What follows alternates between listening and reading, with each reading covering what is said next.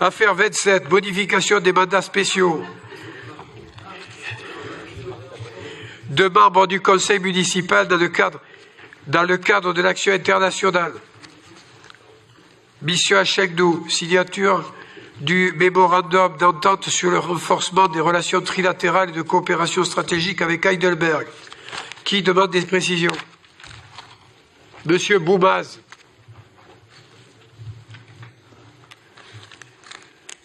Je vous remercie, monsieur le maire. Petite parenthèse. Arrêtez de me remercier, s'il vous plaît. Je vous remercie, monsieur le maire. Petite parenthèse. Vous n'êtes pas amateur de gazon ou vous connaissez pas votre ville, parce que sur la ligne 4 et devant la mairie, on a du gazon. Donc la ligne 4 on va parler du tronçon qui a été inauguré par Madame Brisson. Ah d'accord, bon, on précisera. Ensuite, très rapide, comme d'hab, 3 minutes, c'est comme la boxe. Je voterai contre cette affaire et sincèrement, et malgré le fort intérêt que j'ai pour les échanges internationaux, c'est quelque chose qui me tient vraiment à cœur et vous le savez, monsieur le maire, si vous vous en souvenez, la goulette. Eh bien, tout d'abord, vous nous faites voter une modification des mandats spéciaux de membres du conseil municipal dans le cadre de l'action internationale de la ville et du jumelage, une mission à Heidelberg et une autre à Chengdu.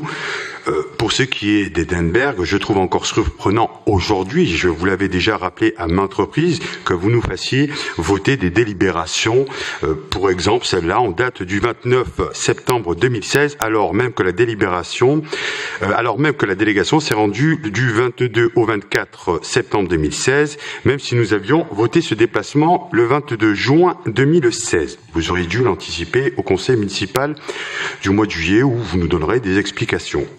Mais le plus surprenant dans cette affaire, c'est le déplacement de votre élu à Chengdu. Assez surprenant, même si je suis contre le déplacement à Heidelberg, et c'est plus sur le fond que sur la forme, je pense que Madame Janin, en sa qualité d'adjointe et de vice-présidente de l'urbanisme, représentera, ou plutôt a représenté, au mieux la ville et la métropole. Et ce malgré nos différends. Mais le cas de monsieur Pascal Krzyzanski, qui nous n'avons jamais entendu ou présenté des affaires au sein de cette assemblée, me pose un questionnement. L'année dernière, monsieur Habert, adjoint au maire, et qui est délégué au sport et à la jeunesse, était accompagné avec le vice-président, monsieur Messonnet, lui-même délégué au sport, aux traditions sportives à la métropole. On fait le même déplacement qui, selon leur intitulé de leur mandat, et me paraît très logique. Il y a eu un événement à Chengdu, c'était la 2e édition du FIS World China. C'était aussi la 4e rencontre franco-chinoise à la Foire de l'Ouest, et c'était aussi l'énième congrès UPIC, congrès qui existe depuis 2006. Comme je suis intrigué sur cette affaire, eh bien, je vais demander à monsieur Krzyzanski, si vous le voulez bien, monsieur le maire, que compte-t-il faire pendant ce séjour? Quel projet va-t-il défendre pour l'intérêt de nos citoyens et quelle sera sa stratégie pour développer le rayonnement international de notre ville? Pour en terminer, monsieur le maire, à l'époque, Hélène Mandroux était critiquée à juste titre pour son goût prononcé pour les voyages. Alors, attention, monsieur le maire, vous risquez bientôt de souffrir de la même comparaison.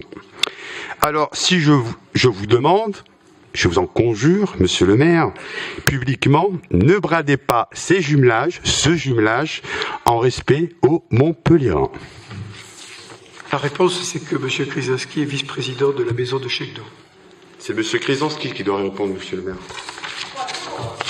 Non, mais, monsieur Boubaz, vous m'avez remercié avant votre intervention, je vous réponds. Il n'y a pas de souci. Qui est contre?